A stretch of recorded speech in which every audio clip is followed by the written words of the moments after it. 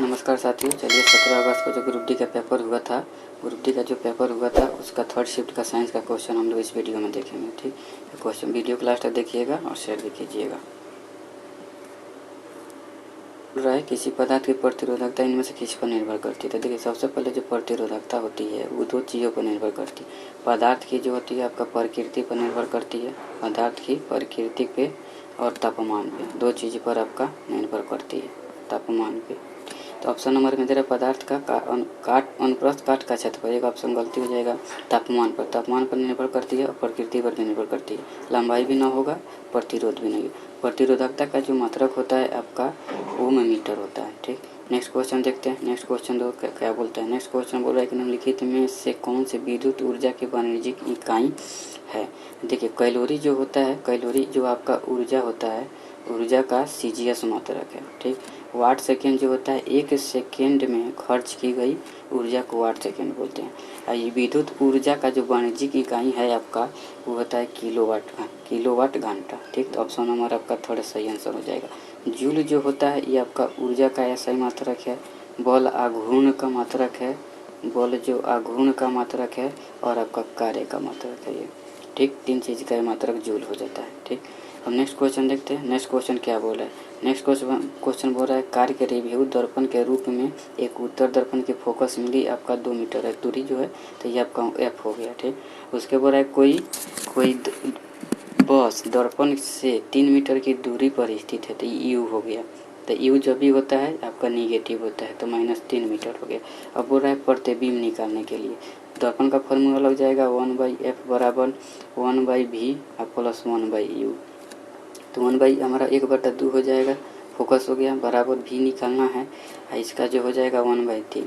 तो इसको सोल्व करेंगे, 3 को इधर मिलाएंगे तो 1/2 हो जाएगा। यहाँ पे आपका -3 हो जाएगा, क्योंकि यू जो होता है -3 तो प्लस आ जाएगा इधर 1/3। तो ओवरऑल 6 सोल्व करेंगे तो यहाँ की 6/5 आएगा, जो 6/5 1.2 के बराबर होगा, जो ऑप्शन नंबर आपका 3 में दिया हुआ है।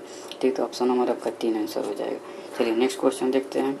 नेक्स्ट क्वेश्चन बोल रहा है 20 नंबर, निम्नलिखित में कौन से ब्लीचिंग पाउडर का उपयोग मतलब नहीं होता है। ठीक, ब्लीचिंग पाउडर का सबसे पहले फार्मूला देखिए। ब्लीचिंग पाउडर का जो फार्मूला आपका होता है CaOCl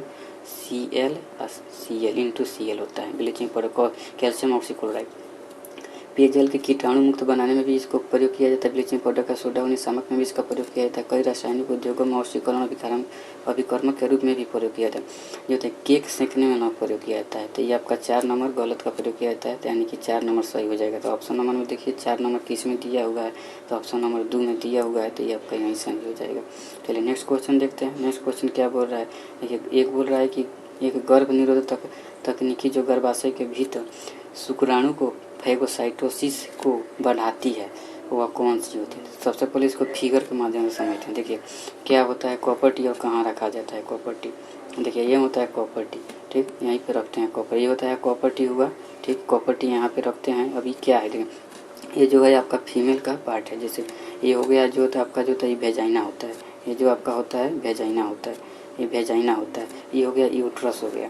तो वेजाइना और यूट्रस के बीच का रास्ता है, ये जो होता है बीच का रास्ता होता है। ठीक, ये होता है आपका फैलोपियन ट्यूब हो गया, ये होता है अंडाणु हो गया। तो कॉपर टी को क्या होता है, कॉपर टी आपका जो होता है एक आपका टी आकार का, मतलब टी शेप का एक उपकरण बोलिए या डिवाइस है। गर्भाशय में रखते हैं इसको, जो होता है कॉपर आयन, कॉपर जो होता है कॉपर आयन ये छोड़ता है, जिससे जो पुरुष द्वारा स्पर्म आता है उसके ताकत यानी प्रभाव को कम कर देता है। जो कम कर देगा तो यहाँ से आपका अंडाणु आएगा, अंडा आएगा, तो इसको फर्टिलाइज न करेगा। जब फर्टिलाइज न करेगा तो ये गर्भाशय तक न पहुँच पाएगा। गर्भाशय तक जब न पहुँचेगा तो यहाँ तक जब न पहुँचता है तो कोई भी महिला का प्रेगनेंसी का यानी प्रेग्नेंट होने का न के बराबर क्षमता होती है, क्योंकि ये स्पर्म का जो होता है स्पर्म को फर्टिलाइज न कर रहा है, जो कॉपर टी उसके प्रभाव को नष्ट कर दे रहा है इसी कारण। तो उसी में आपको बता रहे गर्भ निरोधक यानी कि फैगोसाइटिस को बढ़ाती है। तो कॉपर टी का उपयोग करते हैं जो फैगोसाइटिस को बढ़ा देती है। ठीक, कंडोम जो होता है आपको स्पर्म को इसी तक यूट्रस तक जाने रोक देता है। सर्जरी भी न गर्भ निरोधक गोली का उपयोग करने से न होता है। कॉपर टी का उपयोग करते हैं जो फैगोसाइटिस को बढ़ा देता है। ठीक, नेक्स्ट क्वेश्चन देखते हैं। नेक्स्ट क्वेश्चन क्या बोला। नेक्स्ट क्वेश्चन न्यूलैंड के अष्टक नियम में किन 2 तत्वों के गुण समान पाए गए। देखिए न्यूलैंड का जो अष्टक नियम है उस समय तक कितना ज्ञात तत्व था, तो उस समय तक 56 ज्ञात तत्व था। न्यूलैंड का जो अष्टक नियम है कहाँ से शुरू होता था कहाँ तक खत्म होता था। न्यूलैंड का जो अष्टक नियम है जो आपका यानी कि हाइड्रोजन से शुरू होता था और थोरियम पर समाप्त होता था। ये जो अष्टक नियम है कहाँ तक मान्य था, तो कैल्शियम तक मान्य था। ये जो होता है कैल्शियम तक अष्टक नियम मान्य था, जिसमें जो था 3 का जो है इसका समान देखने को मिलेगा आपका 11वां के समान मिलेगा। तो देखिए लिथियम 3 है, सोडियम 11 है, ये 3 होती हैं, यही आपका आंसर हो जाएगा। अब ये हो गया सोडियम होता है 11, ये होता है 12, तो एक इसका तो ना होगा क्योंकि इसमें अष्टक नियम फॉलो ना हो रहा है, तो ये भी आपका गलत हो गया। अब बोल रहा है हाइड्रोजन और थोरियम, तो हाइड्रोजन से शुरू होकर अब थोरियम तक खत्म होता है, तो इसमें बोल रहा है गुण समान होना चाहिए, तो ये भी आपका ऑप्शन ना होगा। उसके बाद बोल रहा है कि कैल्शियम और क्लोरीन, कैल्शियम का होता है 20, ये होता है 17, इसमें भी अष्टक नियम न देखने को मिला, तो ये भी ऑप्शन आपका गलत हो गया। नेक्स्ट क्वेश्चन देखते हैं। नेक्स्ट क्वेश्चन बोल रहा है कि निम्न में से किस जीव में लिंग का निर्धारण आनुवांशिक रूप से यानी कि जेनेटिक रूप से नहीं होता है, तो होता है घोंघा। घोंघा जो होता है आपका अंडा के माध्यम से होता है। तितली में भी होता है, गौरैया में भी होता है, सलभ यानी मौत में भी होता है, तो सही ऑप्शन आपका 1 हो जाएगा घोंघा। ठीक, नेक्स्ट क्वेश्चन देखते हैं। नेक्स्ट क्वेश्चन बोल रहा है कि एक प्रकाश किरण 2 माध्यम को पृथक करने एक इंटरफेस पर उसके अभिलंब की अनुदिश आपतित होती है। आपतित किरण और परावर्तित किरण के बीच का कोण पूछ रहा है। यहाँ पे देखिए अभिलंब के अनुदिश आपतित हो रही है। ठीक, तो कोई भी अभिलंब है उसके अनुदिश उसी दिशा में आपका पृथ्वी हो जाएगी, कोई अभिलंब है उसी दिशा में आ रही है प्रकाश, तो उसी दिशा में आएगी तो उसी दिशा में चल जाएगी, तो यहाँ पे 0 डिग्री का कोण बन जाएगा। ठीक, नेक्स्ट क्वेश्चन देखते हैं। नेक्स्ट क्वेश्चन क्या बोल रहा है। नेक्स्ट क्वेश्चन बोल रहा है कि निम्नलिखित में कौन सा कथन गलत है। देखिए किण्वन की प्रक्रिया के लिए ऑक्सीजन की आवश्यकता नहीं होती है, गलत चुनना है, ध्यान रखिए गलत चुनना है। ठीक, श्वसन के प्रथम चरण में पायरुविक अम्ल का निर्माण होता है। ठीक, श्वसन के प्रथम चरण में ग्लूकोज का विघटन होता है। अब देखो माइटोकॉन्ड्रिया में ऑक्सीजन की सहायता से एसिटिक अम्ल का विघटन। माइटोकॉन्ड्रिया को जो बोलते हैं पावर हाउस बोलते हैं, माइटोकॉन्ड्रिया को पावर हाउस बोलते हैं। इसमें जो होता है आपका एटीपी का निर्माण होता है, प्लस जो होता है ऑक्सीकरण होता है। भोजन का जो होता है आपका ऑक्सीकरण इसी में होता है, माइटोकॉन्ड्रिया नहीं होता है भोजन का ऑक्सीकरण। माइटोकॉन्ड्रिया में जो होता है एटीपी और ग्लूकोज का निर्माण भी करता है। एटीपी प्लस जो होता है आपका ग्लूकोज उसका निर्माण भी करता है माइटोकॉन्ड्रिया।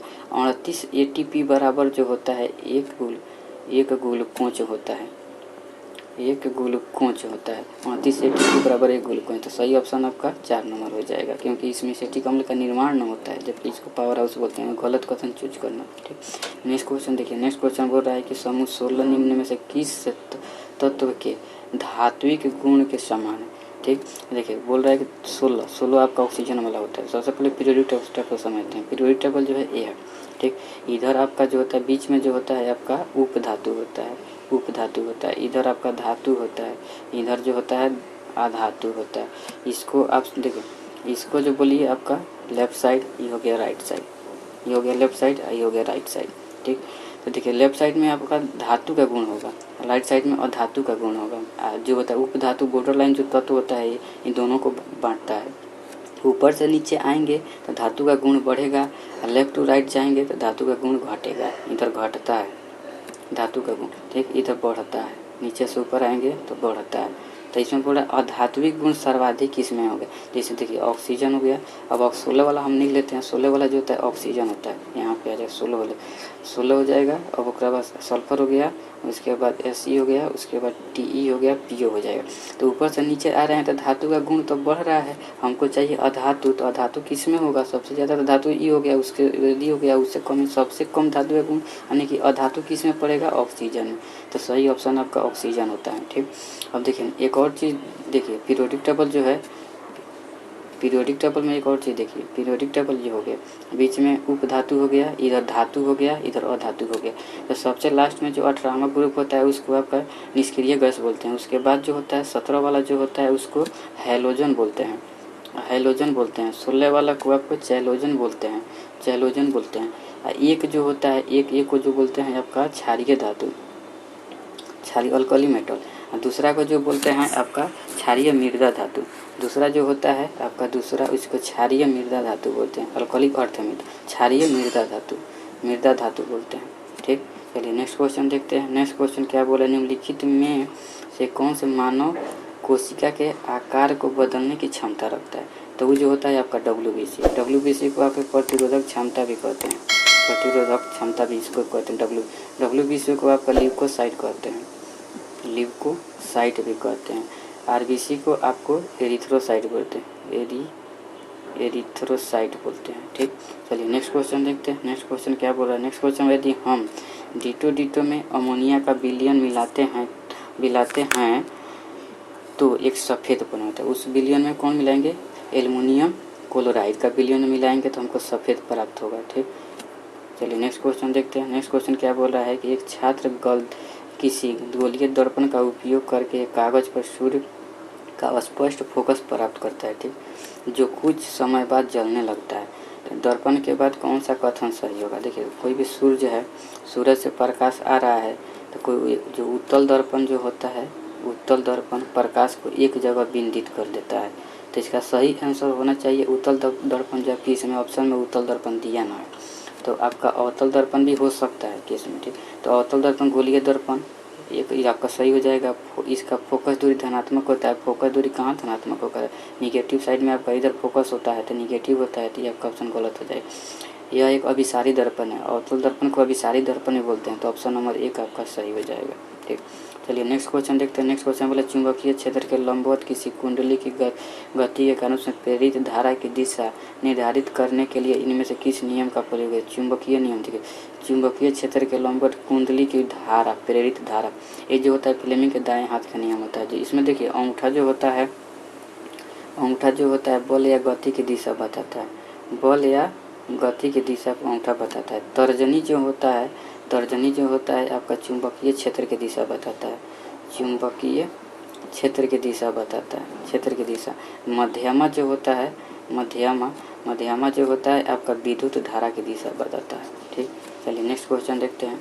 नेक्स्ट क्वेश्चन जो बोल रहा है आपका, नेक्स्ट क्वेश्चन हो जाएगा यहाँ पे 80 नंबर बोल रहा है कि निम्नलिखित रासायनिक अभिक्रिया को संतुलित अभिक्रिया कौन सा हो?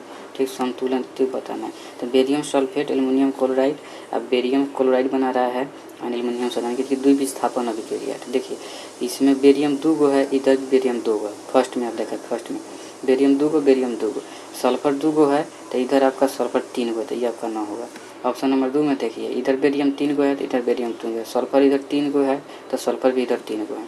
अब यहाँ पे ऑक्सीजन आपका 4 गो हो जा रहा है, ऑक्सीजन 4 और 3 12, तो ऑक्सीजन इधर भी 4 3 12। ठीक, और उसके बाद एल्युमिनियम को देखिए, एल्युमिनियम यहाँ पे 2 गो है, यहाँ पे क्लोरीन देखिए, क्लोरीन भी यहाँ पे 2 गो हो जाएगा, 3 दूना 6, यहाँ पे 3 दूना 6, तो ऑप्शन नंबर आपका यहाँ संतुलित है। नेक्स्ट क्वेश्चन देखते हैं। निम्नलिखित में से कौन सी स्थितियाँ संभव है?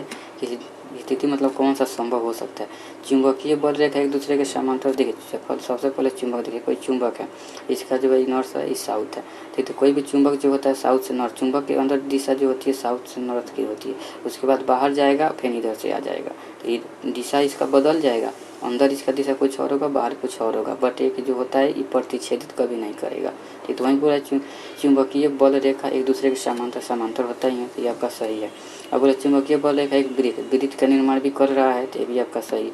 एक दूसरे प्रतिच्छेदित कहाँ करे? प्रतिच्छेदित नहीं करे, तो ऑप्शन नंबर 3 में देखिए ए और बी दिया हुआ है, जो आपका सही आंसर हो जाएगा। चलिए नेक्स्ट क्वेश्चन देखते हैं। नेक्स्ट क्वेश्चन बोल रहा है कि मानव वृक्क में यानी कि वृक्काणु नेफ्रॉन के नालिका द्वारा आरम्भ निष्पन्न इनमें से किन पदार्थों का चयनात्मक पुनः अवशोषण के द्वारा होता है? तो पुनः देखिए ग्लूकोज होगा, जल, लवण और इम्यूनो अम्ल, इसका जो होता है वृक्क यानी कि किडनी द्वारा होता है। यह सही ऑप्शन आपका नहीं हो जाएगा। ठीक, नेक्स्ट क्वेश्चन देखते हैं। नेक्स्ट क्वेश्चन क्या बोल रहा है? दी गई द्विविस्थापन अभिक्रिया ए बी क्रम से क्या? तो देखिए अगर हम AgNO3 और KBr को रखते हैं तो यहाँ पे हमारा AgBr और KNO3 बनने की, ये आपका जो हो जाएगा द्विविस्थापन अभिक्रिया का उदाहरण हो जाएगा। तो फर्स्ट ऑप्शन मेरा यहीं हो जाएगा। ठीक, चलिए नेक्स्ट क्वेश्चन देखते हैं। नेक्स्ट क्वेश्चन, रासायनिक अभिक्रिया को संतुलित करने की आवश्यकता क्यों पड़ती? क्योंकि उसका द्रव्यमान जो संतुलित रहे, द्रव्यमान संरक्षण नियम को संतुष्ट करता है। स्थिर अनुपात का तो नियम तो होगा नहीं, स्थिर अनुपात का नियम आपका जोसेफ पराउस्ट ने दिया था, जोसेफ पराउस्ट ने दिया था, स्थिर अनुपात या निश्चित अनुपात का नियम। चलिए नेक्स्ट देखते हैं लास्ट नंबर क्वेश्चन। निम्नलिखित में से अभिक्रियाशीलता अवरोही क्रम। अवरोही क्रम देखिए सबसे जो तो बड़ा वाला अवरोही बड़ा वाला पहले लिखना है। देखिए अभिक्रियाशीलता बोल रहा है तो सबसे ज़्यादा अभिक्रियाशीलता आपका जो होता है पोटेशियम का होता है, क्योंकि इसको हम पानी में डुबा कर रखते हैं। एक होता है सोडियम। सोडियम का जो होता है केरोसिन में डुबा कर रखते हैं, क्योंकि तो हाथे में गल जाता है। अब फर्स्ट ए का जो पीरियोडिक टेबल में जो होता है फर्स्ट ए, इस सबको जो अभिक्रियाशीलता जाती है इसको सबको केरोसिन में डुबा कर रखते हैं, उसी में आपका आता है सोडियम। ठीक, तो देखिए तो सबसे ज़्यादा तो अभिक्रियाशीलता आपका किसका हो जाएगा, पोटेशियम का। तो जब सब में ऑप्शन दे दिया हो। अब सबसे कम उसके बाद किसका आ जाएगा, सोडियम। सोडियम को केरोसिन में, उसके बाद आएगा जिंक आएगा, उसके बाद कॉपर। लेकिन सबसे कम जो होता है चांदी का होता है।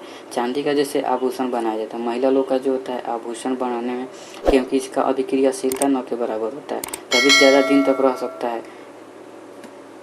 तो ऑप्शन आपका 3 नंबर सही हो जाएगा।